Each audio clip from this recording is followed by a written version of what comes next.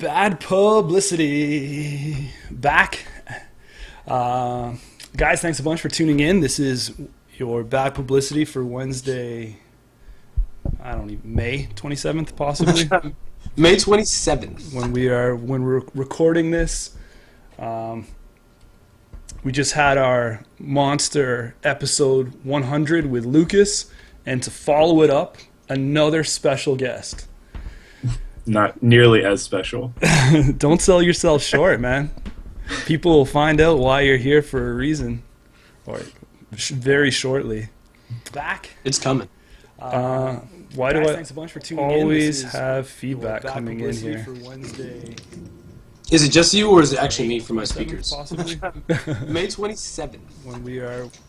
I always have the window open. So we are rolling along here. We are joined by Corey.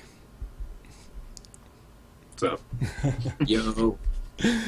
Corey, thanks a bunch for taking your precious time up here during the week to hang out with us, to talk some Jinteki tonight. Yeah, should be a good time. Hollis, you want to talk about this? This is you guys are the local scene connection, so would you like to introduce him, tell people why he's here? Ladies and gentlemen, men and women of the jury, he pled not guilty, but he really was guilty. His name is Corey Hockman, ladies and gentlemen, and he is a renowned industrial genomics player. Bravo, sir. Bravo to you. Yes. Thank Bravo to you. You made it. I know it's been a tough climb, but you made it. It was hard. I mean, I could have played RP, and I chose not to. Is it solely? So you're solely IG, or are you are you Jinteki in general? I do a lot of Jinteki. Like, I played a lot of Black Tree before. At our last SMC qualifier, I qualified with biotech, and then I played a bunch of genomics for a while, took a break, and then recently went back to it. I am thoroughly impressed, my friend. Yes. No, well, thanks. It's been a lot of fun. Like, since that ID's come out, I've just been trying to dig in all the different ways. And then I saw, I think it was like Eric Twice on NetrunnerDB posted up a Bloodlock. And I took kind of like that basis. And it was just an awesome like theme and way to play that deck. And I just made a few tweaks to it and then started playing around with it. And it just kind of grew into what it is now. So because we are expanding our horizons and this is being captured for audio only versions, for the listeners, I'll say we're talking about industrial genomics, depending on what side of the border you're on, possibly. I always can blame the Canadian accent for mispronunciation. It's a 45-15, pretty standard. And the trash cost of each card is increased by 1 for each face-down card in archives. Do you want to break this down? Let's talk style when you're playing this. So you looked at this card, you put it down, you picked it up, you looked at it again. What kind of was rolling through your head here? Obviously, you're thinking trash costs, you need assets. Mm-hmm. Yeah. The first deck I think I started playing around with IG was how expensive can I make a sand the trash? And you tried to run like fast advance out of it by making like your ash, your sand like insane to get rid of. And that deck was okay, but it had so many bad games. I think one of the first like Peach Hack like recordings had one of those games, and I was playing against like Chaos Theory, and it was such a bad game. So bad. Just because like I just built the deck before the tournament and I was trying to play around with it, and yeah. But I tend to like to play a lot more control, and so as I moved into something that more works to grind down the runner, pretty much use their deck like life points, they kind of built into what it is now, where it just waits for them to run out of cards, or where they just have nothing but bad decisions to make. So it's interesting because I think if you pull up like my Netrunner DB profile, the only thing that's in there is like 23 of IG decks. Yeah. When this came out, even Hollis and I, like, do you remember when this came out, man? Like, we went through like 4 or 5 renditions in like 2 or 3 days. Like, like, just, you know, is this a fast advance build? Is this, you know, is it Jinteki traps? Is it utilizing assets that have never seen the light of day before because of the ratio of res cost to trash cost? So there was just so much bubbling up with this identity, and it kind of got back shelved because I don't think anyone, you know, should we spoil? Like, I mean, it's only the Swiss rounds of the Peach Hack. Should we say how far you made it with your deck, or does that kill? I mean, and it's really funny because I played that and I played Headlock. And I was expecting IG to do like, whatever. Like, I'll pick up a game or so, and I'll just try to carry with Headlock. And it was reverse. Like, IG just like did so well in like all its games. Like, one of the games I lost was against the Chaos Theory that he had to get the last edge and he had no cards in hand after hitting the Hokusai. And my R&D was like shock, snare, future perfect when it was shuffled, and he grabbed the future perfect and won the Sai game. And so I was just like, you deserve that. That's your game. Bravo. So you can't be mad about it. So can we say, did you at least make it past the Swiss? I did not. I just missed the cut going into that. Oh. That game, like, with Ahmed on camera, like, pretty much, like, pushed me out. Oh, so that was the, like, the linchpin there, right? Yeah. Because I ended up having, like, a couple timed wins. And so that really hurt me on tie breaks and stuff going into the cut. So when you look at a card like this, do you want to walk through the play style of your deck? What drew my attention to it is we were talking before we started the stream here. I was chumming around the house, and all of a sudden my phone bings, and I get this message, and it's like, Jameson, some dude is playing industrial genomics on stream. You gotta get to the computer. I'm like, explicit. I don't believe you. He's like, get the message back. No jokes! Exclamation marks. So I'm like, okay, I gotta find this out. Boom. I was glued to, like, I love watching games that someone's gonna come to a tournament. Like Bad Publicity, we're all about deck building, creativeness, push something else outside the norm. So I was in love with seeing the attention that you're bringing to IG here. But walk through your play style, because for that game, it was only one game, and you're obviously going to play to the board state. But what do you normally do? Are you normally scoring agendas? Because I kept waiting. I'm like, when is he going to set up a scoring server? When's he going to set something up? But it was like asset. And then I hadn't seen the deck list or anything, and I'm like waiting. I'm like, is he going to sneak out a 1-pointer? You know, a 3-for-1 is one of those face down things, like, because he wasn't checking everything every time. Right. And I was like, one of them has to be this agenda that he's going to bomb out quickly, but it wasn't. You were playing very high agenda counts that couldn't be scored in one turn. Right. So, and I think a lot of it depends on what I'm across the table from. But usually the deck plays like very slow, like building up asset econ. And eventually it gets to the point to where like the assets become so expensive that the runner either just gives up going after them or just knows that he can't trash them all, and then it starts funneling in money. And then when you start just cashing out every turn, you then start building like the giant scoring remote. It's usually like Ashigaru, Sarugi, Ash, Caprice, and you just go to town, like start scoring. But a lot of it, I guess, is the runner you're playing against. Because if you're playing a runner without levy, you're just trying to survive till they run out of cards. And then you can do whatever you want, because they get put in the position to where, like, oh, you have Ash on that server in Caprice. I won the side game. Well, I can't trash Caprice or I die. Oh, I can't trash Ash or I die.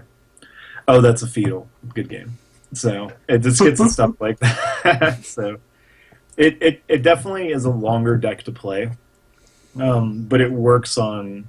It's just masterful in like attrition.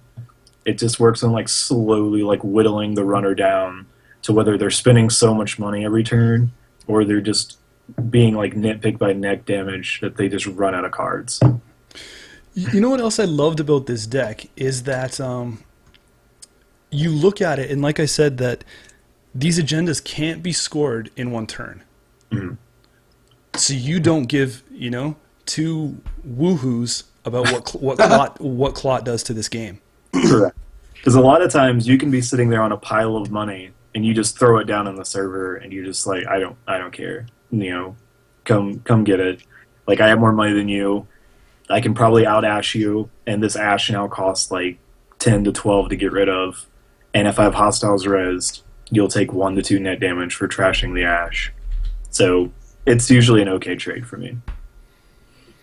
Did you see a lot of people running Claude against you? Did it hit the table just out of fear of, like I said, like I thought, maybe you were pumping out a bunch of 3-for-1s or something? I thought that might happen because the Untechable Pacer in our meta plays another version of IG who plays like that. He plays with a lot of he can just score right out. And so I thought I might have played against someone in our local group that might think it's a build like that. But I never hit, Clot never came against me and stuff at all throughout the event. Hollis, what do you got to say here? You were at this event. Yeah. So, I was right there, and I will never forget, actually. So we do a round one, and my opponent was, I want to say his name is Michael Paget. Michael, if you're listening, I'm sorry if I mispronounced your name. My first opponent was Michael Paget, and I get up after the first game, and I know I'm not supposed to deck scout, but you glance and you see, you walk through the aisle, you see what's being played maybe, and I walk through and I'm looking at Corey and I'm looking at the game, and he has 8 cards and remotes or something installed, and immediately I'm going, oh god, I don't know what game this is, but that's absolutely horrible for that runner. I don't know what's happening right now. And it was I think it was maybe it was after round 3 that I fully realized that he was playing IG, and I was like, holy crap! I think the same thought I had was the same that I think Ahmed had when he played you in the feature game. Is because the moment I saw that, I was like, I don't know how I really play around this. I know that assets are expensive, and there's assets that are probably better to trash than others. But I don't know. What do I don't. Nobody plays this a lot, so I don't. Right. If I had this matchup, I'm not sure of necessarily all the right lanes of play. I just have an idea, which is a really positive thing. Shout out to you, Corey, for choosing something that is so underrepresented, because I imagine that it definitely shook a lot of players that you played that day because they had just not played against it and they were unsure of the actual playstyle versus a deck like this. So I was really impressed to see it. It was a blast to play. That first game that you watched was actually really funny because I played against Edward Kim, and I can't remember if it flatlined him in that game, but the option to trash operations is not optional. So when you have hostile infrastructures rezzed, and he hit, I think, a hedge fund or something, he had to get rid of it and take all the net damage from the hostiles. It was pretty funny. Oh, wow. Wow, I didn't even think of that. That's so interesting. That's so cool. Yeah. And something, I guess, that I learned, and I guess you'll catch it also in that game on stream, is we were playing Parasite wrong until I saw the anchor ruling on it. And so that got me even more excited to play this ID. I was like, oh, wait, so these parasites now trigger hostile? And I was so giddy yesterday when I found out, running around all excited. Oh my god, this is the greatest news ever. And you want to, Back to the Future, go back and it's that was two Synergies. Two Synergies. Gave away free net damage. Nice. So, just for the people that didn't pick up on that, we're saying that when the runner parasites a piece of ice, and you have the hostile infrastructure out, that does trigger it. Correct. So yeah, there's a ruling on Anchor, and I think it was either a Lucas tweet or something like that confirmed the way it reacts. So it's pretty entertaining because it also gives the ability that if you have an ice slowly dying, you can time it to where the runner's turn starts, kills your ice, you start off with net damage in their hand, and it can throw off how their turn's going to play out.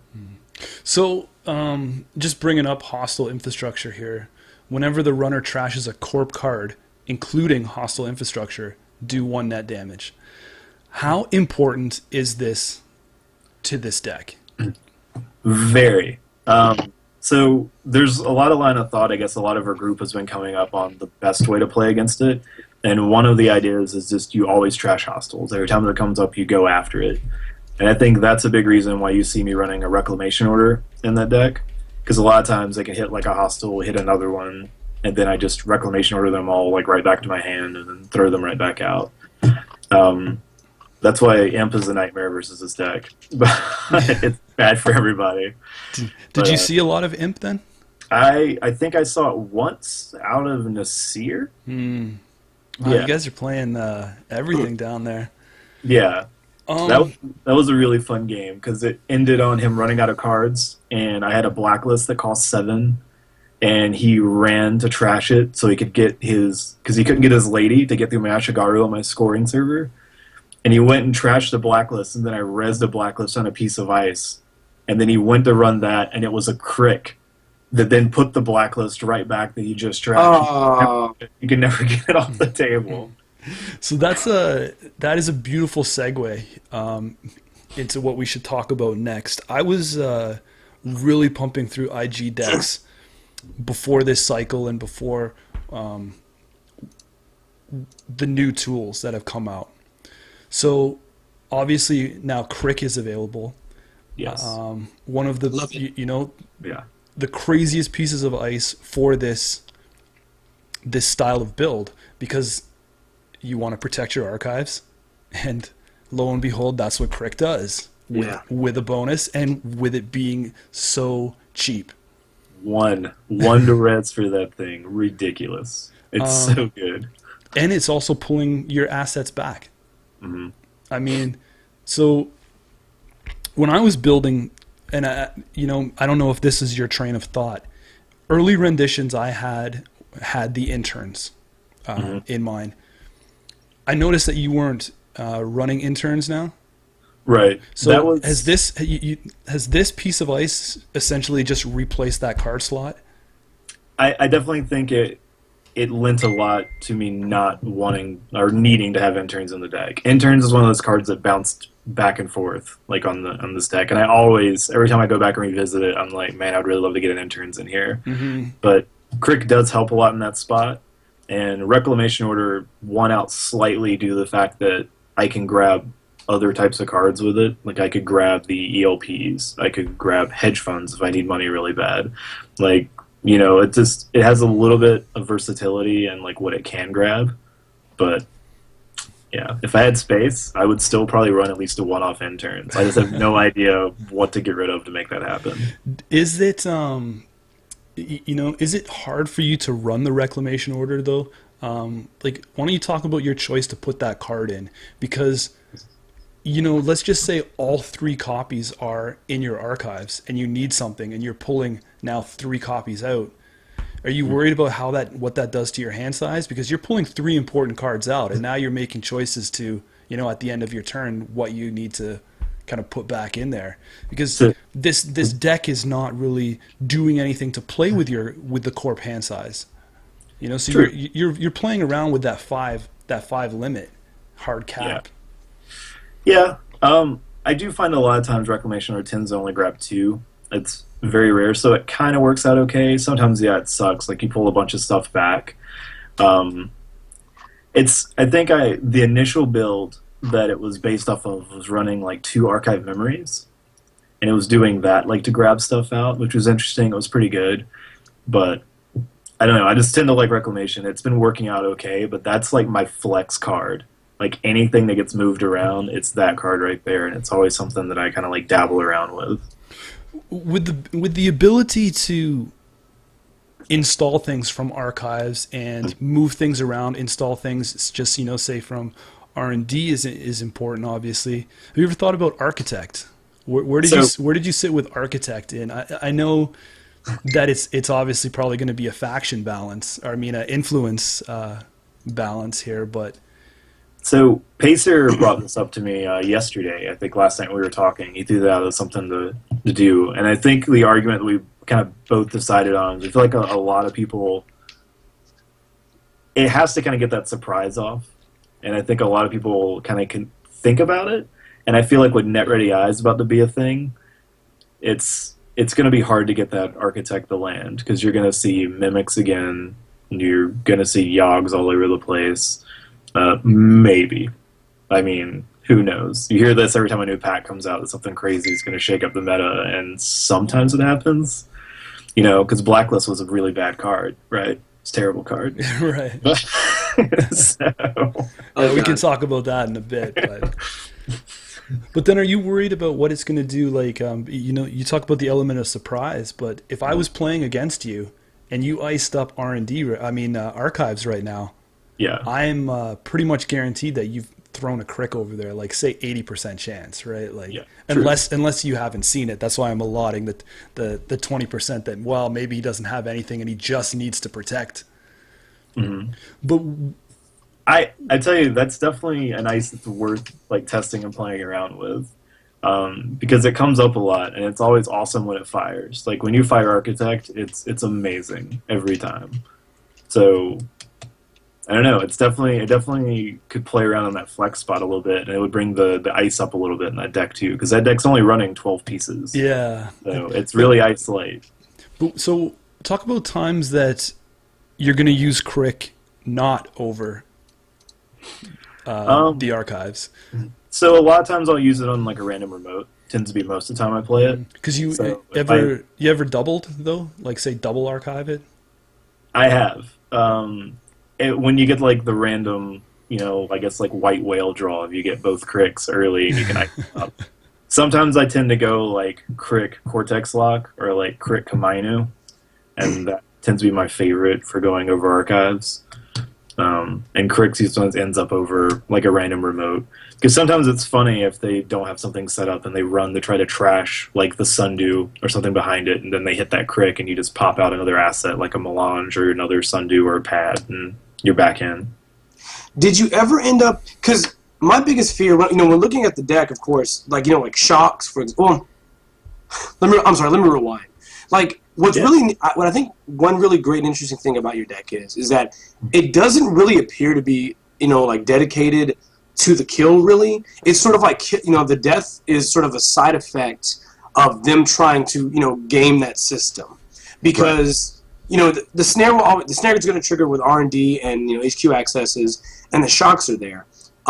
With Crick, did you ever find that people were trying to game you by like just letting the Crick hit and then forcing you to take the shocks out of the discard pile? Because the entire time I was thinking, because you have to trigger it, and I was thinking maybe someone is bold enough to say, I run it, I let it happen, pull that shock out again.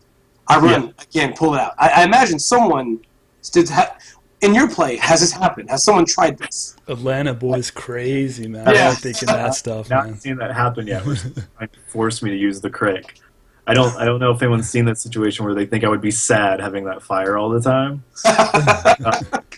So I haven't seen it happen yet, but who knows? Maybe someone will hear this. The next game we play, it's like, oh, I'm running that every time. I'm so sorry. I may have exposed it. I don't know. I'm sorry. I didn't. Yeah. So you know, you hinted on another piece that is fairly new to the Jinteki world here, and that's the Cortex Lock. Mm-hmm.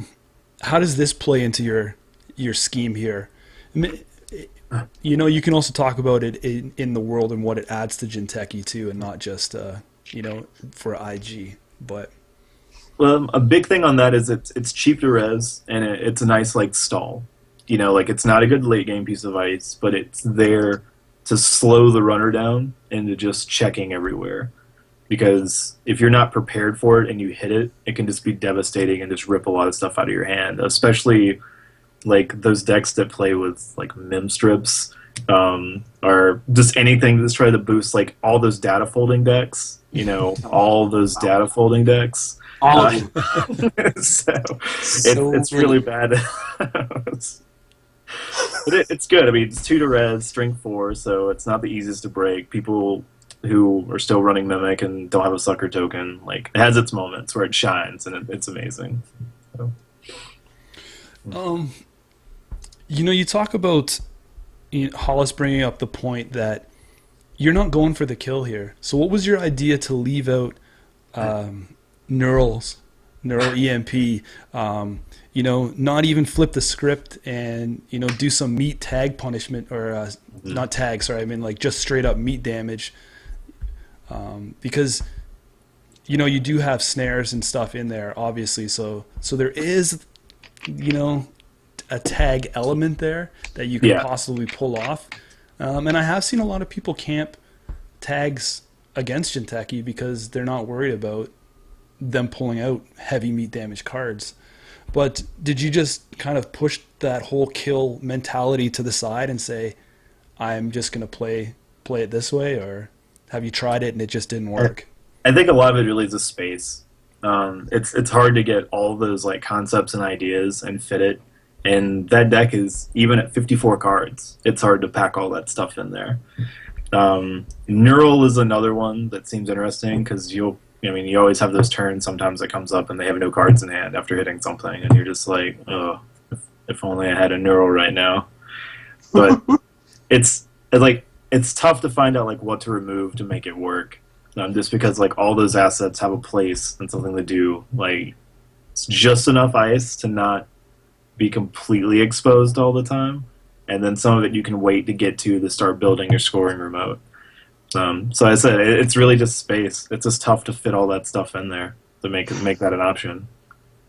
Did you, just because the card just seems like it synergizes so well, how did your testing go with shiku, and what does that made you decide to overall remove it? Yeah, it was in the original build. It was just tough to figure out, I guess, like the combinations of like what agendas they could score to where shiku actually made an impact on preventing them from winning the game. And I don't know. I think ultimately it was just an easy card to cut. I felt like Shocks does enough work as threat and archives, plus like the crick and stuff like that to kind of sit over there. So correct me if I'm wrong here, but this was my mentality when I was testing out this. I find that when this fires, it's really good, obviously. Yeah. But to get it to fire, sometimes it's a lot of trouble, especially when there's so many other things that you want to spend your money on. Remember that even if this is in your archives, you have to now pay money, and then you could be like, well, I'm going to pay 6 credits. And they're like, forget it. I'll just take it as a -1. Right.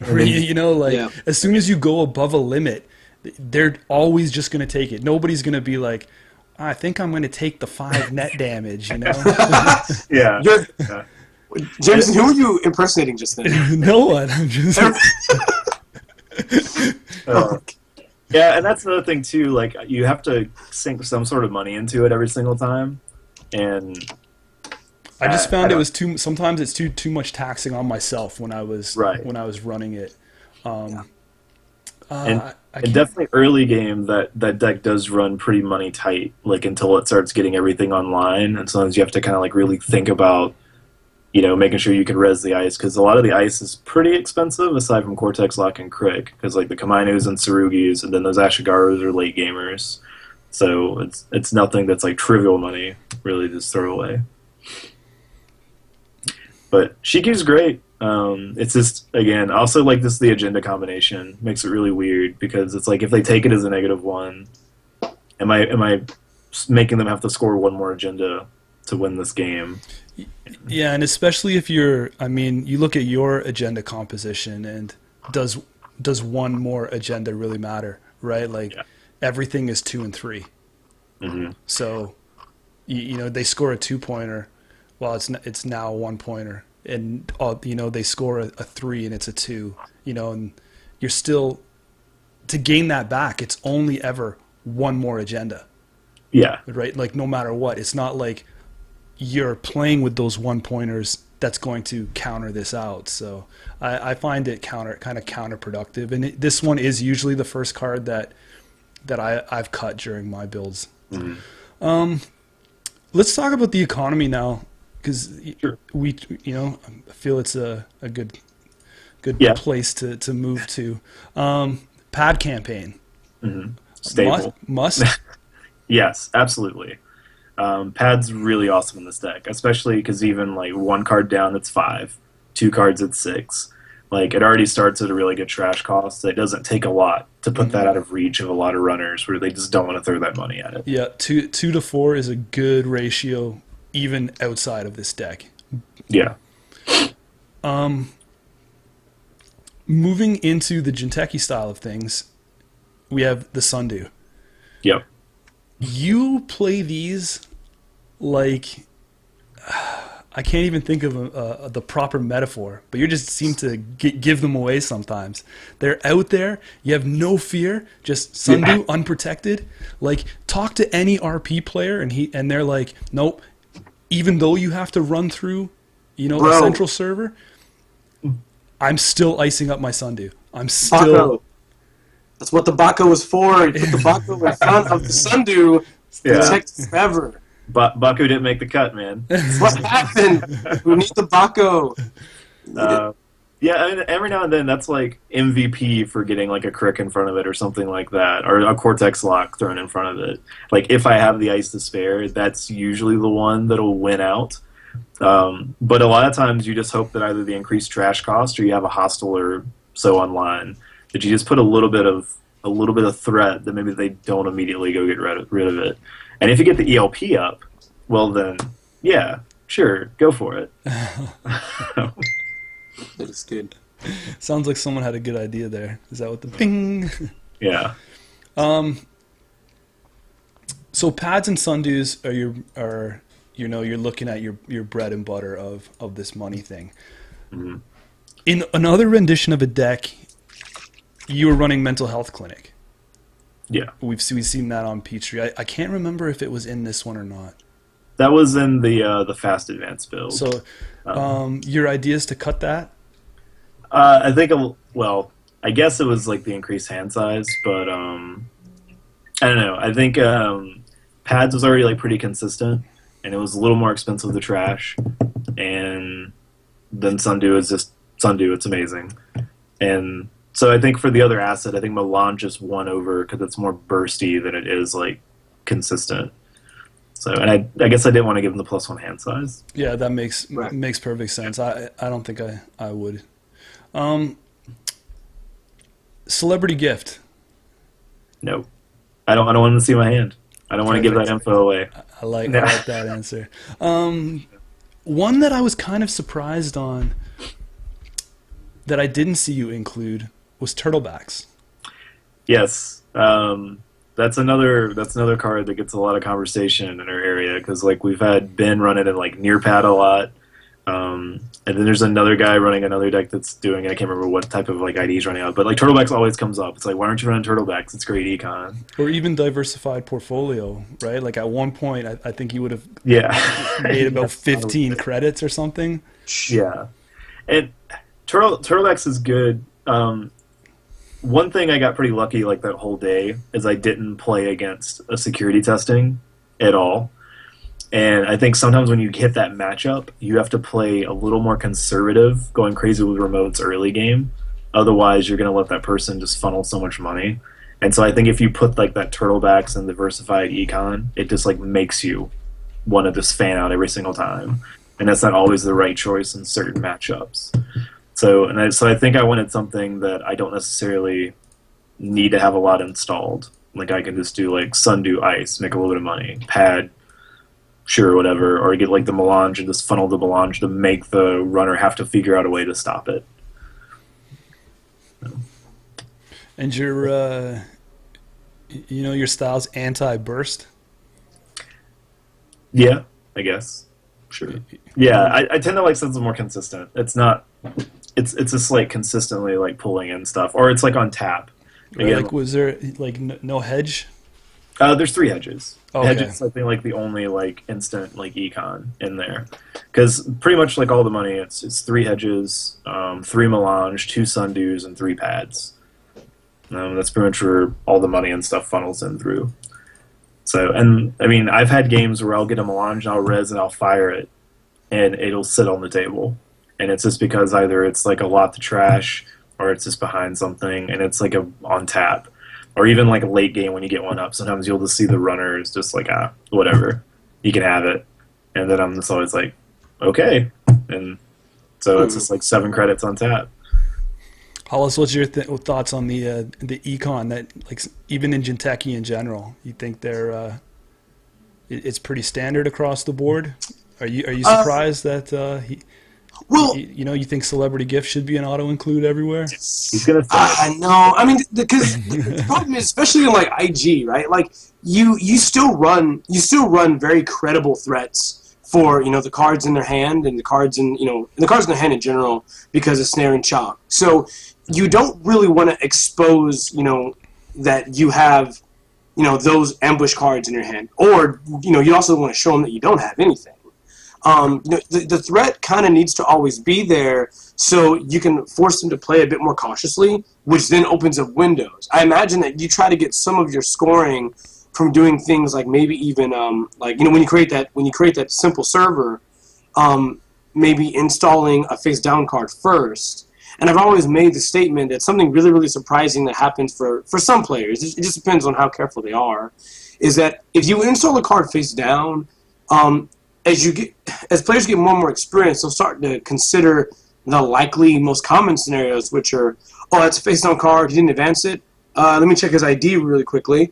All right, he's Jinteki, so he only has Philotic or Brain Trust. No one's playing Brain Trust right now, and at best he's running 1 Philotic, so that's probably a Nisei or an Ash. And so what you see is on the runner play of things, they start developing their board state, they're spending credits, they're trashing assets, and then on your following turn, when that card has not been touched, when you go, all right, my turn, draw a card, advance, it'll blow their mind. Like, they will not believe that you installed a card without advancing it, Protect is left it alone.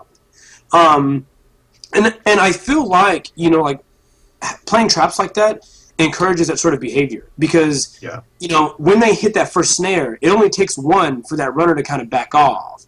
You saw this, we saw this last year when you had, like, fast events decks running a singleton snare, just so when you hit it, you slowed down the aggression to make sure you didn't die, but it made you slow down enough to where they can fast advance the way they're supposed to. And I like that. I really do.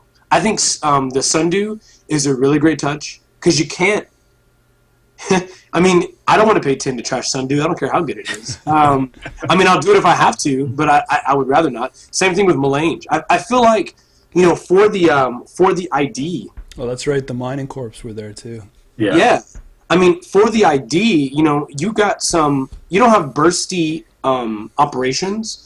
But of course, you do have bursty assets, and given the fact that your ID taxes the trash of assets, I think you're only enhancing that. But I have a question that actually ties into this. I'm sorry if I fire away. So you have your enhanced login protocols, which I always feel like does work. Because I don't know every iteration you've tried. Did you also play around with encryption protocol?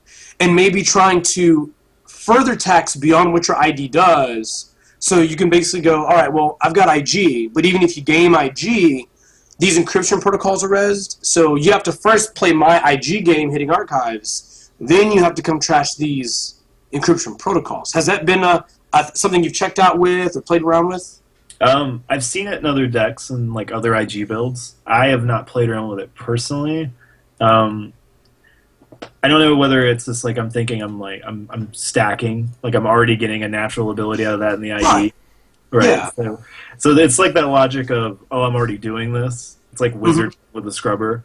Like, I already have this. What do I need this for? Or I'm going to be really good at this. I'm just going to take it over the edge to where it easily turns it off. No, that's interesting. I mean, it's something to like think about and play around with.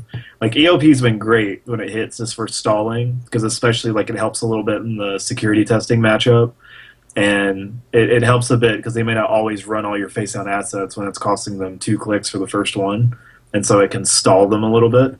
Yeah. But I could see the reverse where you just make it more expensive, and maybe that just stalls them out and they don't want to do it. So yeah. It's pretty good. And another point on that with the celebrity gift, not even like the traps, a lot of times too, you don't want to reveal your assets, because especially when you're trying to sneak out a melange, or you don't want them to know immediately like, oh, these are all safe for you to run. So when I install out, you can check them and try to find whatever, and you're fine. Because I've even had games where I'll just throw down an Ash, and then I'll build the server later. Like, I'll just throw him down, face down, and then later I'll put an ice over it, and then I'll put another ice, and then it just comes along as the game develops.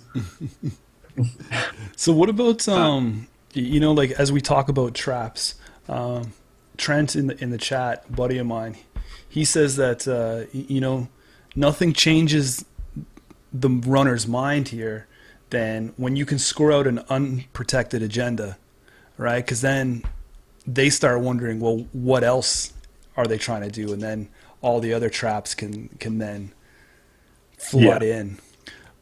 But I didn't see any advanceable traps. Did you try and steer clear of them? No June bugs, no overriders, no. No. I think a lot of it, maybe it's that whole like, you're not trying to kill. And sometimes like you have the fetal, so the fetal makes it a little bit. I guess it's a little bit, but a lot of times when you're trying to score, you're really just saying that I built the server up so ridiculous that you're not getting this agenda, and it's almost like a taunt at that point, as much of trying to trick them into coming in. Because a lot of times it's like, yeah, sure, I want this server to cost you a whole bunch. Like in the Shaper matchup, Ashigaru is usually always over the scoring server because I love it versus Lady, because Lady is like all over the place and Ashigaru can tax the hell out of her. And if you get the Blacklist up, then they can't necessarily recur it to pop it back in and come through another time. So like that taxes, and then you hopefully, if in a lot of scenarios actually, you get the Caprice Ash built in, and then if you have the increased trash costs, they may win the game or get the access, but then they may not be able to afford to get rid of it. So now it's sitting there again. And then if it's like an NAPD, I mean, like all this stuff just costs money, just rips econ away from the runner. So, and it just tries to grind down. But what about the mighty psychic field? That is a great idea that I actually thought about. We've bounced that around a bunch too. And even just to throw down and see just to clear the runner's hand. And that is one that's like on the verge. Like I really want to try to play that in the deck just as a random asset, even just a one of, just to have and just throw out and see if you can grab anybody with it. Just because I feel too that as a one of, when people see these like just say they get wasted, R&D run, your archives are blown or whatever, even any Jinteki deck, the runner could be pummeling your R&D and all of a sudden stop because he sees, or he could be randomly always, I'm always going to check every remote. One time he runs R&D or checks your HQ, psychic field. Huh. Yeah. Yep. And you can't trash it. I better tested. Hostile. I better slow down a second, right? So it definitely changes the pace of the game if they see it. Yeah. And again, like a lot of this deck also, it reacts very differently based on what you're facing. And I think a lot of games like Shapers are kind of like your ideal matchup because Shapers love to draw cards so fast. So they speed themselves through their deck really quickly. And the ideal setup is you time it where you can get the Blacklists and the Hostiles online to where then the Shaper player's like, oh crap, I should have levied like a lot sooner.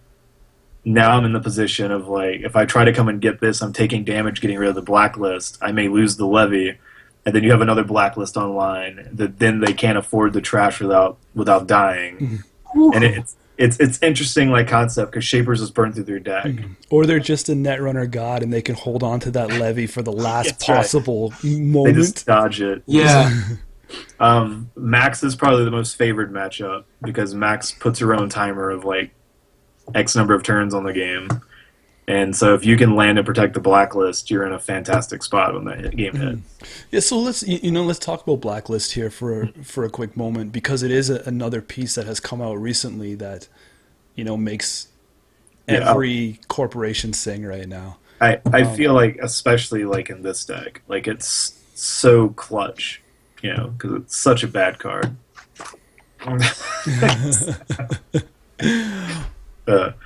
It's just so good. I mean, like the fact that IG can make it really expensive to get rid of, and then make it where you take damage to get rid of it. So it just hurts you every step of the way to try to remove this thing from the board. And when you get the scenario where you have the crick in front of it, it's amazing. So we're definitely protecting the Blacklist then. Yeah, it's in the matchup, I guess. Like if you're playing, I usually always protect it. But if you're playing, I guess, like someone you don't think is going to recur so much, you may not. Yeah, you probably won't need it. But it really depends on what you're playing against. It's so crazy to see how influence friendly this card was. I mean, NBN just seems, I don't know if it's the thematic aspect of the game that the media is everywhere and so readily available, but with Jackson Howard and the Blacklist, it is just becoming every deck has a little yellow in it. Yeah, you're just waiting on the big box, and then all their good cards be like 5 influence. Yeah, all the other corps. I think it's also hilarious that we think the good cards aren't here yet. Like, it's so crazy. Like, we're still waiting on something else for them to get. Are you kidding me? Yeah. I completely agree with both of you, though. In regards to Blacklist, it's in a lot of cases whenever we see a card that is so narrow, right? Like, it seems like it's like it'll probably stay in the box and won't get used much, but it just so happens that the card is released at a time when prepaid Kate is one of the most popular archetypes right now, and Anarch is trying its hardest to stay relevant, and then we get this card that basically says, all right, so here's another card that really hurts Anarch, and this may be a knock to the strength of prepaid Kate. So it's just the card's just in a really good spot for two factions, two well-represented archetypes, and the only faction that really doesn't care about it is Criminal, and I think Criminal sort of it's teetering. Criminal's not a bad color anymore, but we're seeing a lot of green still. Yeah. A lot more green I think now than we're seeing blue. Let's dip a little bit into the future. Right. We have, and sorry I don't know the person's name that took a picture of every card that's coming out in Chrome City. Let's get the Hollis, you play RP, so let's talk about not just IG specific here. Let's talk about Jinteki in general. Okay. And then obviously you can give your RP comment, and you can talk about Corey, if you might slot this into a future IG build. But the first one here is Lockdown. Now this is a code gate that reses for 0 and is 5 strength. 1 subroutine: the runner cannot draw cards for the remainder of this turn. 1 influence. How do you guys feel that this slots in to Jinteki? In general. In general, or in any style of build. I don't think RP is going to jump on board with it right away. No. Unless you're going for a weird, RP kill deck. Kill deck. Shout out to Spags. I was just going to say that too. Right? He would love it. He would love this. Yeah. Corey, go ahead. No, cool, thanks. I guess it seems like something that would be solid in Blacktree whenever like that revival and stuff happens and it starts to ramp up. I could see Biotech probably playing around with this, especially with the net damage flip option, because if the runner makes a bad mistake and hits it, they can't recover. And then if they play with the 2 net damage side, they can end the game next turn. So if you play to that idea, I could see this being like a key part in not letting the runner dig themselves out of that hole. Because if they try to run safely early in the turn, it doesn't matter. I've thought about this in IG in this build. It's actually the one piece that's coming out on this pack that I've been really considering. But there's some point that since I kind of use the runner's deck as a timer on the game, I feel like I want them to draw cards. I want them to take the damage and react and then draw back up. Mm-hmm. And then that's kind of speeding along the progression of the deck. So it can be a little bit counterproductive to what that deck's trying to do. So I'm not sure if it'll make it, but it might be worth testing and playing around with. Yeah, I'm not sure how much we're going to see it overall. The Jinteki that's out there right now, it seems, to use a term that has been thrown around, it seems a little toothless. Yeah. There's not that much bite to back in the day when, a June bug and snare was everywhere.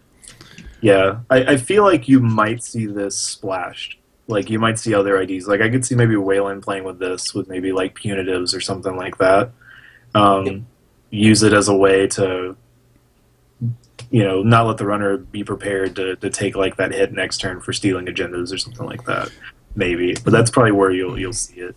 Normally, a runner won't do this, but I like the fact that there's a lot of self-inflicting damage cards coming, and if by chance, you were to, say, run first and run into this, it's really going to stop you maybe from playing one of those, like the Net Ready Eyes, or I can't think of the other ones off the top of my head that are going to self-inflict damage on you because you're not able to draw up your hand. So you might be able to slow a rig build if the runner makes a mistake. But is the draw prevention till, what's it end on? Like till the end of turn? Till the... Yeah, for the remainder of this turn. Gotcha. Okay. So you're just basically, like, usually people are going to install first and then, run. Yeah. But I don't see anybody dropping one of those self-inflicting cards, taking 2 damage, not drawing up, and then running right away, Right. So it does help to turn off I've Had Worse a little bit, but it's only, like, during the runner's turn where it's really relevant. So it's like if they run into something, it would be way better if it was, like, for a full round, and then you could just scorch them and be like, sorry. Yeah. You don't get to use this card. And maybe that would be a little too overpowered, though. Maybe that was and then changed in play testing. The second one that they're adding is a Psi code gate. Clairvoyant Monitor. This is a res for 4, and it's going to be a strength 3. One subroutine, so obviously normal Psi stuff, secretly spend. If you and the runner spent a different number of credits, place 1 advancement token on an installed card and end the run.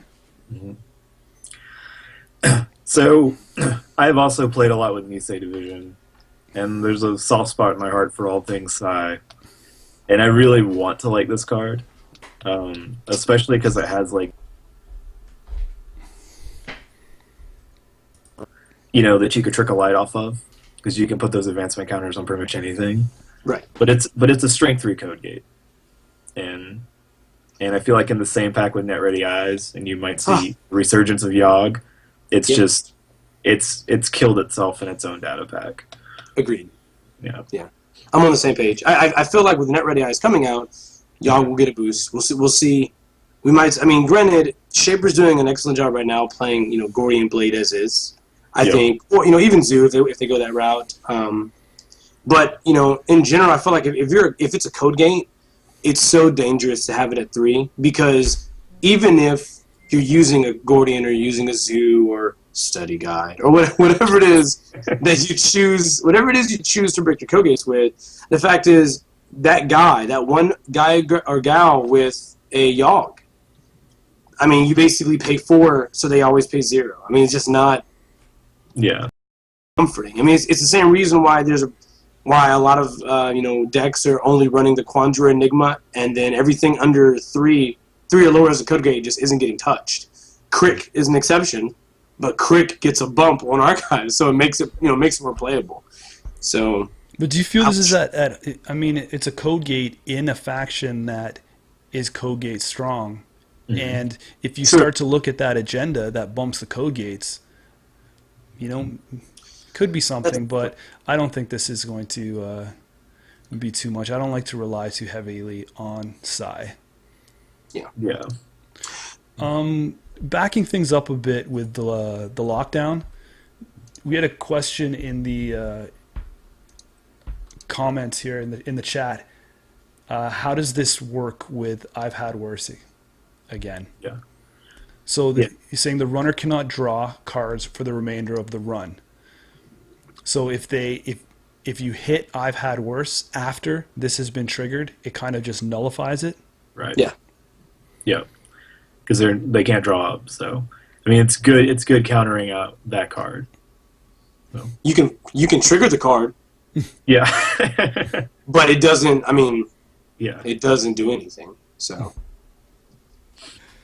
Yeah. So those Lockdown and the Clairvoyant Monitor are our two new ones, and I don't think they're going to be gangbusters out the gate. Yeah, so not yet. I feel like Lockdown's gonna see play in other factions. Yeah. In Jinteki. Because it's one influence, right? I mean, it looks like that's what it's made to do. Yeah, it's like one, or is it just one? It might be two. Let me double check that right here. No, it's one. No, awesome. Yeah. It's meant to. I mean, to me, that tells me it's pretty much meant to be splashed somewhere. Yeah. Where exactly, I don't know. Maybe the new new HP, right? I'm digging that one too. That's true. That's interesting. It's going to be strange to play with the 4-card hand size. I love that concept of that Mushin mandatory upgrades deck that's floating right now. It's part of me that loves that. Mushin that Vitruvius, and you can neural someone like 4 times. Oh my goodness.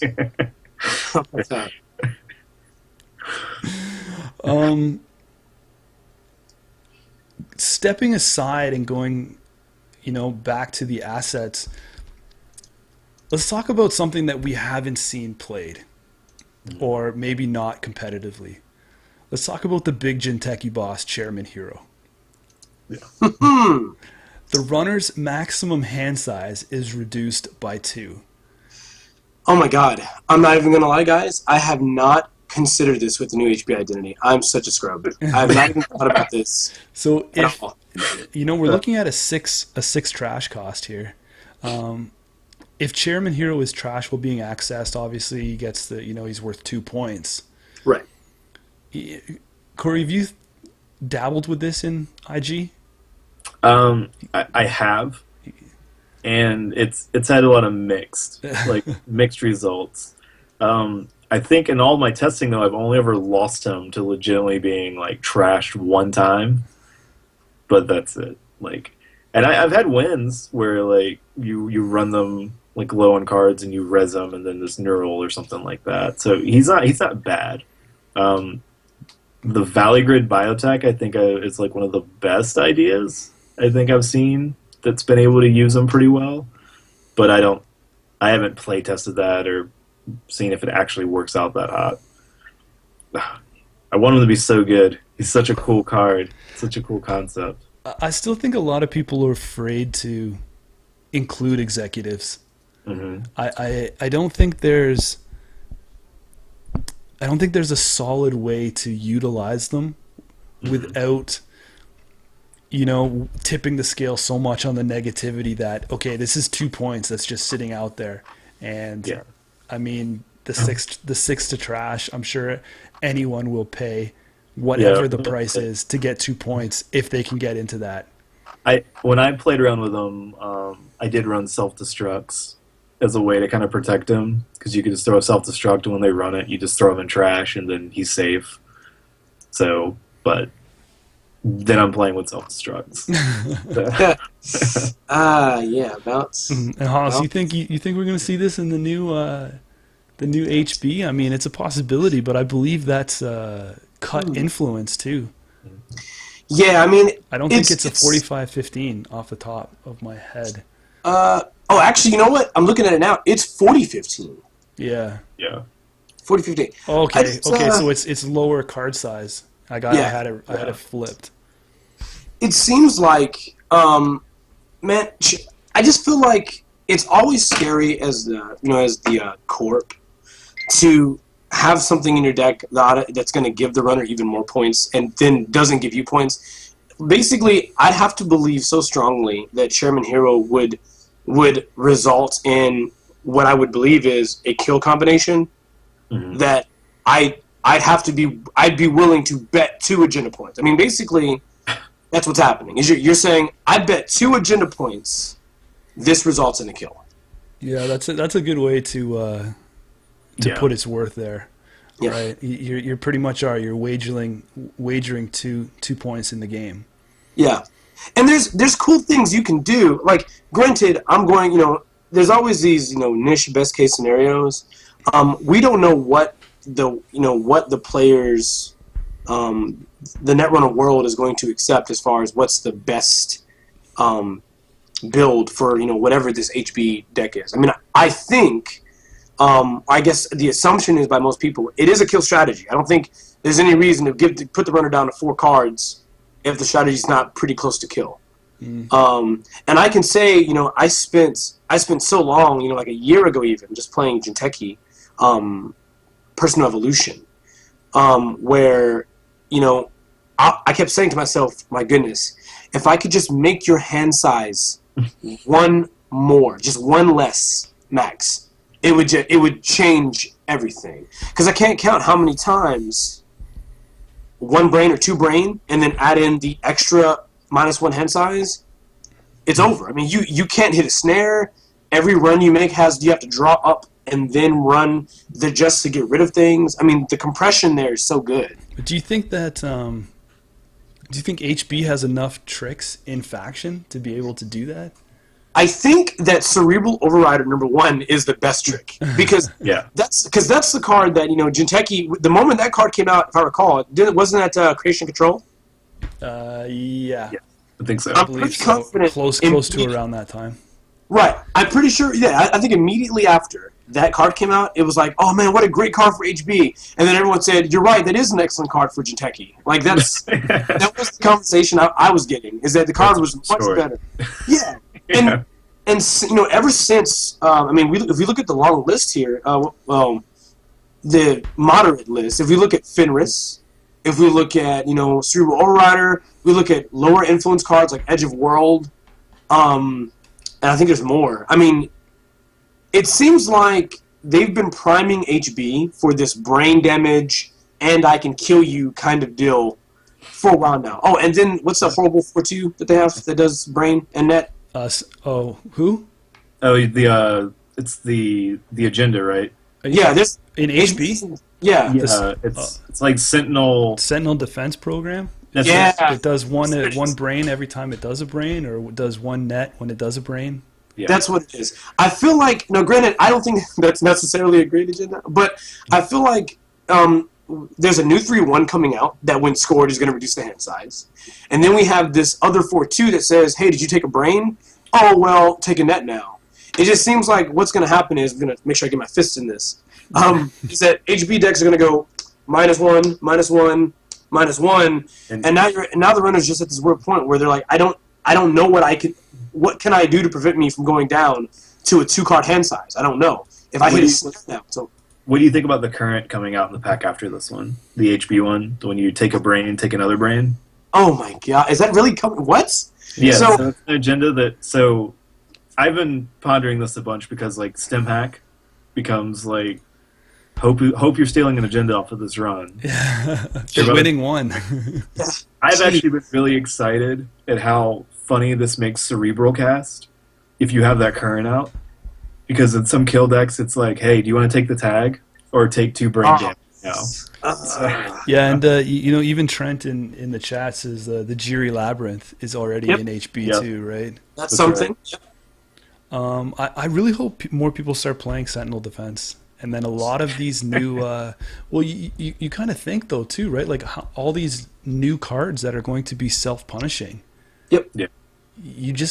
You're almost gonna, I wouldn't say neutralize, but you're gonna make them think twice.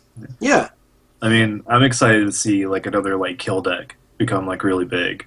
Because I think like right now, like the 2 dominant ones are like RP and NEH still, and they're not really trying to kill you; they're just trying to stall you. It's nice to have a deck that just puts the fear in you when you sit down across the table. Yeah, and I want it to be a brain damage deck. I want brain damage to have its moment in the sun. I want to be able to use those brain damage tokens. Right. I also think it's funny that we're willing to embrace an ID that says -1 hand size. But when we voted, we were like, no way you're going to remove a card from the game, bro. Sorry, not going to happen. Not going to happen. What about, what's your thoughts on playing that? Mm-hmm. Well, because now, you have a 4 hand size too, so now your odds of getting sniped out of HQ are a little. And I think another thing too is think about what your econ package is. There was like a lot of the first couple of decks I saw go up on StemHack, and someone pointed it out, and I thought it was funny. But they were all using like green level and blue level. They were using like Operation, and the guy was just like, "You have a 4 hand size. Why are you drawing all these cards? Yeah. What are you doing?" So it's just weird to figure out what you're going to econ with on that deck. I think maybe that ID. I mean, granted, this is Theorycraft, but we love that here. I think maybe if you see that ID, right? I think DBS is a great start, right? Because your hand size is smaller, and so you risk giving away agendas when your hand size is smaller. Might be better to have a minimal of 2 DBS to help filter those agendas out to the bottom. Alternatively, maybe this works in the right way. So someone mentioned it a second ago. Let me go back to the chat. It was... I'm so sorry, I forgot. Oh, well. I'll find you later. I'll probably come back to you. Someone in the chat mentioned that in one deck they used Punitive Counter-Strike. Now, I'm not a fan of Punitive. That was Keith. That was Keith? Keith, I'm so sorry. Thank you for that suggestion. I'm more of a fan of the net damage, because if you recall, was it last Regionals, someone won a Regionals with a Engineering the Future brain damage deck, I do believe, and he ran 3 X-Neural EMPs. And every single opponent, he was going install, advance, and cerebral. That would hit. And then when his opponent had a low hand size and they made a run, he would just go, well, you didn't expect this, but blah, blah, blah, that's over. And I mean, I was very surprised that this worked. But, the net damage seems the right path. Maybe someone else made a great suggestion. Punitive isn't horrible. When your hand size is much, much smaller and you're with the faction that does brain damage, them stealing 2 points could be game. Like, we could be at a scenario where them taking 2 and 3 points by itself is a game. You don't need multiple punitive counter-strikes. Or, even further, 2 points and 2 punitives, that's it. Like, that could actually end that game successfully. So, it could be the right course of action, and then you combine that with anything that does a Ronin, I don't know, like... Anything like that could be so deadly. It makes everything scary. I'm terrified thinking about it right now. Yeah, I said, I was joking about it earlier, but, that deck that's, mandatory upgrades and Mushin in it, if you think about all the ways you can just recur Neural, between, getting the extra click to play it, if you get the over-advanced Vitruvius. There's even one that if, your opponent ends on just, 1 card, you could just be, Neural, Archive Memories, Neural, and... just whatever, because if they hit a snare and end their turn on 1 card, you have an Archive Memories and Neural, that's game. I bet someone dies to that. I'm willing to bet. Do you think that do you think this becomes a viable ID then? I mean, even though with all these new hand size bumps coming out, all this Breaker Bay hoopla. But I guess the big thing about that, I just don't see those played. I just don't see a lot of it out. I'm not sure Brain Cage is going to be one you're going to see a lot. So they've been there, they have, but I just don't think a lot of people are playing with the big hand size buffers. There'll be that one guy. There's always that one guy. He's the one running hard at work. Oh man. Ooh. But yeah, I just think. Until the meta really shifts to play with a lot of those cards, this ID is gonna be solid. I think there's gonna be a deck that's gonna get it there, and it's gonna be terrifying. Let's bring it home in the the last 15 minutes or so here. Let's talk about where Jinteki is. We can kind of touch on what where is it now? Here. You touched on the biotech. Mm-hmm. Most people are playing RP. Jinteki's always that fun faction to play. Corey, give me your breakdown here from top to bottom. What is viable in this meta now? Okay, so RP's number 1. Yeah, absolutely. I mean, as much as we, everybody here does not want to put it there. But when do you think that stops? Do you think that's ever going to go away? Do you think any of these spoiled cards is going to stall that? Like, Hollis says no. No, I don't think none of the cards add to it. Yeah, but I don't think they're losing anything. Yeah. Yeah. I mean, definitely like RP is like hands down like the king of the castle as far as the IDs and stuff that go in Jinteki. I'm going to be a little partial here, but I think IG has got some legs to stand on. It may not be like top tier or anything like that, but it's got like that surprise factor. So in-house, you're going to say IG is the second? Is Ooh. Why? We have RP as number one in-house. Yeah, that's right. What division is now of Jinteki? I'm gonna say IG. I want to put IG behind it. I'm gonna stand behind that decision. There's enough of us down here who are dabbling with the deck, and I know I've got Pacer behind me. That we both love that ID, and we think that ID is solid. I think Black Tree's lost a lot of steam, so it's kind of fallen down on that list. Yeah.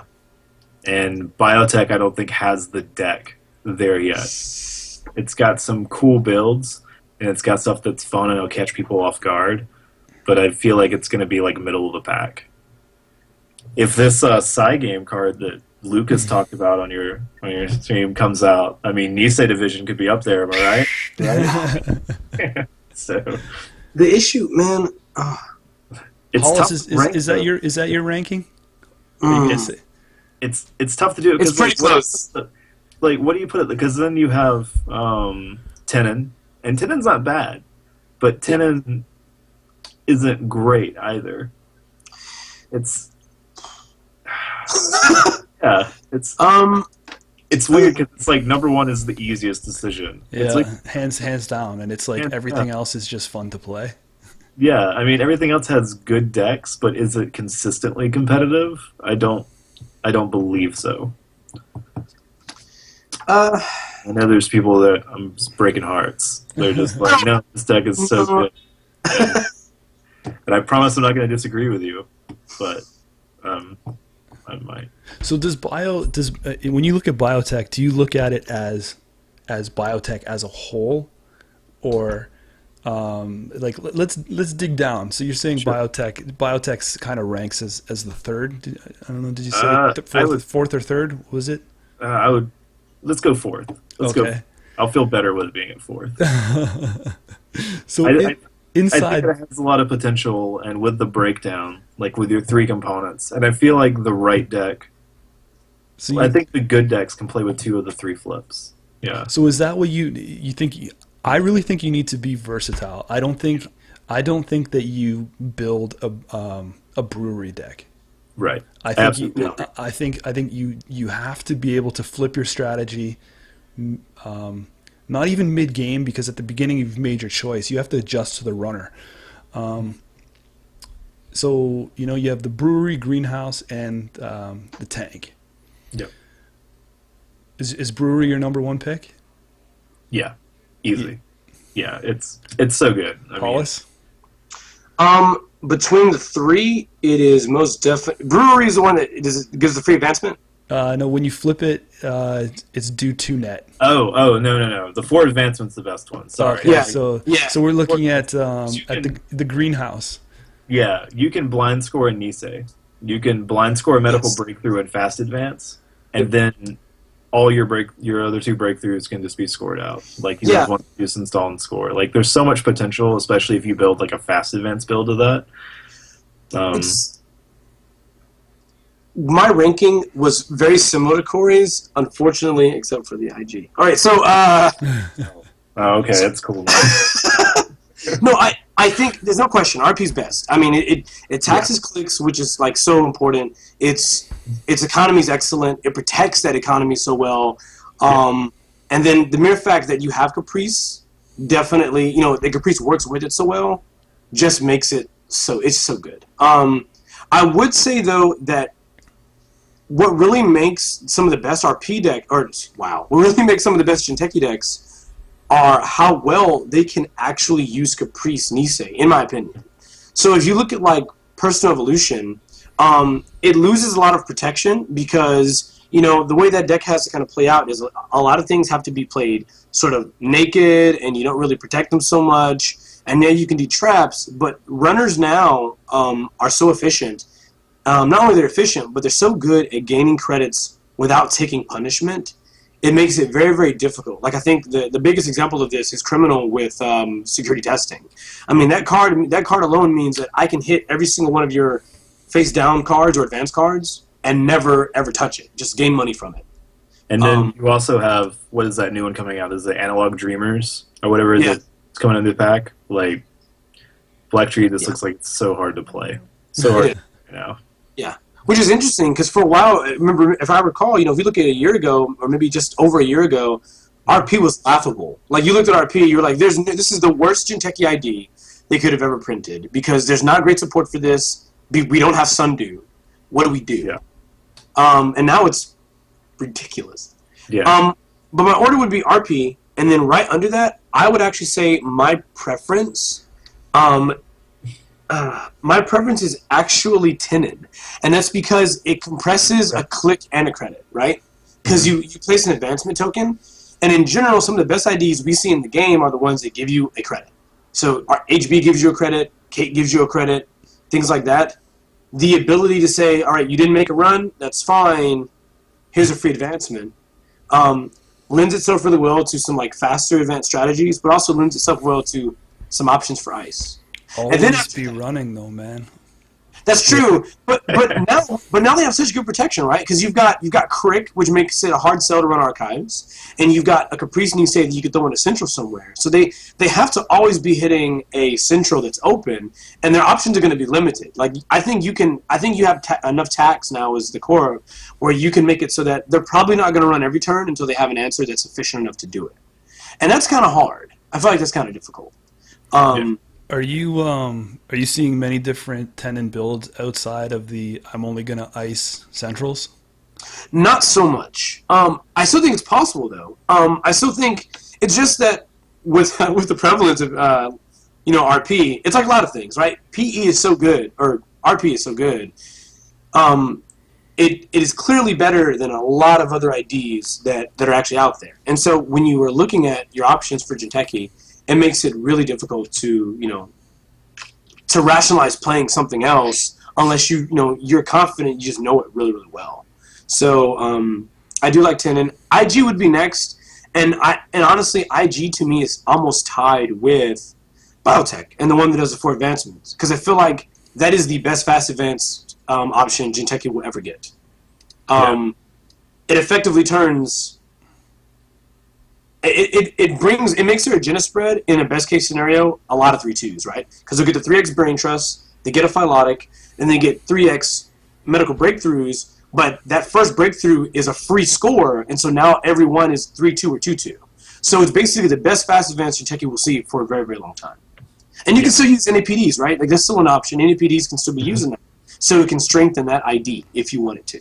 So, and then the rest of them, I don't really whatever. I mean. Oh, what's your bottom?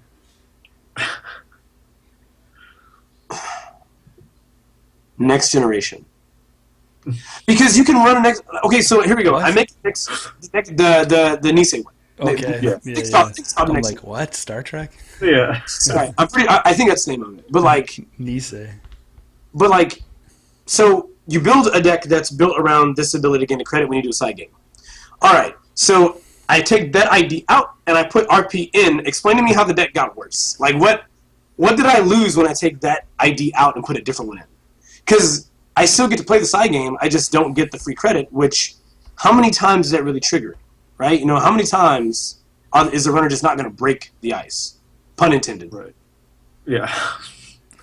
The one thing I respect about Nisei, because up until I guess like one of the strategies used to be to get around Caprice was you would just tax the corp out.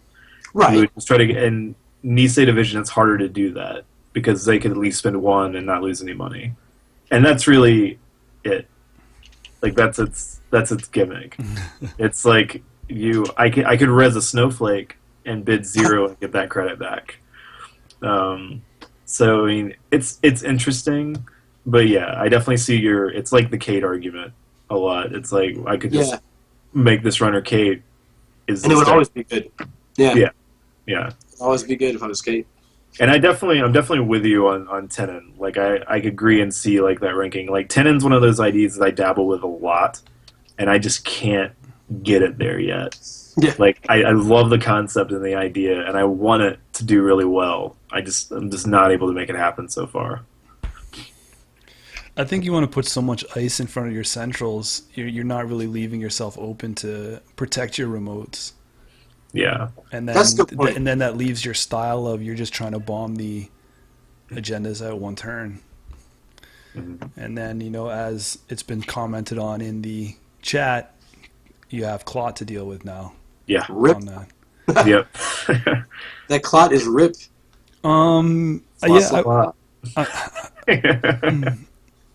I mean, I would have to say that Nisei is not strong right now.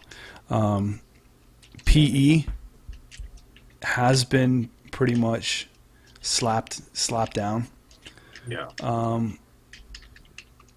Tenon has a style, and I don't think that style is super strong at the moment. And that leaves the other ones, and obviously RP's top, and then you have IG and this biotech that are fighting for second spot. And if it was my personal preference, I'm gonna have to say IG is better than the biotech. So respect. No. But it does break. I mean, it's if it was for favoritism, I mean, IG would be on the number one. I mean, there's a reason why. We had to go out and get Corey on the show to respect that IG play. Thanks. Appreciate it. So we've broken that down. Let's end on a high note. Let's talk quickly and briefly, because I just thought about this. 54 cards? Yep, 54 Corey? cards. Explain that. Clever. Since the deck wants to play a long game, sometimes you want to be able to buy that extra time. And you may not always be able to score the Hades fragment. Sometimes it just gets top decked. But it helps a little bit in the noise matchup. I mean, because it does. Sometimes games will come close to where like you're down to the last few cards to grind out that last score because you just want to wait so long to get that server built. So you just need that extra time. And it helps a little bit against Keyhole. That's true. Because I hear that's the thing. Yeah, but hostiles help a lot against Keyhole. That's a good time. So that's a good surprise. Perfect. Hollis, you got anything else to throw in here? I always do this. Or do you want to get serious and do a real talk here? Oh my God, do I have a real talk? Well, first I want to say again, Corey, major props to you, man, for you're actually, and this is actually, I guess you are going to be the cause of the real talk. Congratulations. So, I say all the time, whatever that's worth. Whatever it's worth, bro. I say all the time that you should challenge yourself, to play something that's different that you like. And I saw a Netrunner Geeks post recently where I can't remember the person's name. I apologize again. Where they basically said, hey guys, I got a regionals coming up, and I like the competitive play, but every time I go to a tournament, all I'm seeing, everywhere, all I'm seeing is Kate Andy, RP, and like Butcher Shop, and it's draining. I'm exhausted. I'm tired of seeing it. I would like to play more decks competitively. I figured that the competitive minds of the game. I think that was Ty Volpe. Yes, Ty Volpo. Sorry about the last name, but I mean. At least you're getting credit in your direction now. Yes. And he makes a valid point to an extent. I definitely know that, like, I enjoyed the game at its most competitive, and that means that, when I made the decision, and of course, I got a chance to play competitive card games before, so I was kind of used to this, but I had made the decision when I really wanted to play competitively that I would accept, even if 80% of the meta was playing the same deck, that would not push me out. I still wanted to beat you to the best of my ability. I wanted to outmatch you in skill, outthink you. That was my goal. And so to me, it was irrelevant, whether or not 80% of the players played the same deck. But specifically to people like Ty, and I imagine, Corey, you're very similar, it's fine to acknowledge and play against those competitive decks, so you know how to face them and how to challenge yourself and see what they're like, learn from them. But do not be afraid to play something that you're just more comfortable with, and quite honestly, you just have more fun with. Corey did an excellent job at the regional, and I'm pretty sure Corey ended up at a spot that he was comfortable with at his place. And even where you placed that, Corey, you went into that knowing that you were going to see a lot of RP. You were going to see a lot of MBN. You were going to see, and vice versa, you're going to see a lot of Kate. You were going to see a lot of Andy. You were going to see some, a smattering of Anarch. And, that the game was still fun for you. So my real talk is, as I've mentioned before, and this is my favorite one, guys, challenge yourselves to play something that's sort of outside your comfort zone. Challenge yourself to look at the game from a different angle. Because the truth is, you may be an excellent player, but when you come against a player like Corey who's playing something that you haven't seen, who has threats that you can't predict, the game does change drastically. If Corey's running, a HB deck and he runs 3x snare, you don't know that. Like, unless you've seen his deck, you just don't know that he has that. And that could be the end of the game for you with a simple mistake. And we all make them. We all make simple mistakes. So, unless you're Spags. So I mean, basically, like, learn to look at the game in a different light and play something that is outside your comfort zone. And in general, when you go to these competitive environments, play something that is fun for you. Not necessarily what's the best, because the best and the most fun is not the same thing for everybody. So that's it. Do you know what I think it is too? It's all there's a lot of people that played Netrunner since the beginning. So you come from a card pool of, say, X number of cards. Out of that card pool, there is, 1.5 competitive decks per side. The card pool grows, a pack every month. You're not really super changing the game, because the good cards, because of influence, are only making those decks that were originally good just better. They're just keeping up with the curve. It's not going to be until people play for fun when you're going to see things change. I know that's a very hard mentality to get in, because everybody wants to win. But it's going to take people like what Peach Hack did, putting Corey on stream there playing IG, for people to say, oh, wow, look at, the competitiveness, because that game went right to a nail biter and could have gone either way. And, that was the pin and the tipping point. If you had won that one, boom, now you're into the eliminations, right? It's gonna take people like that to push it.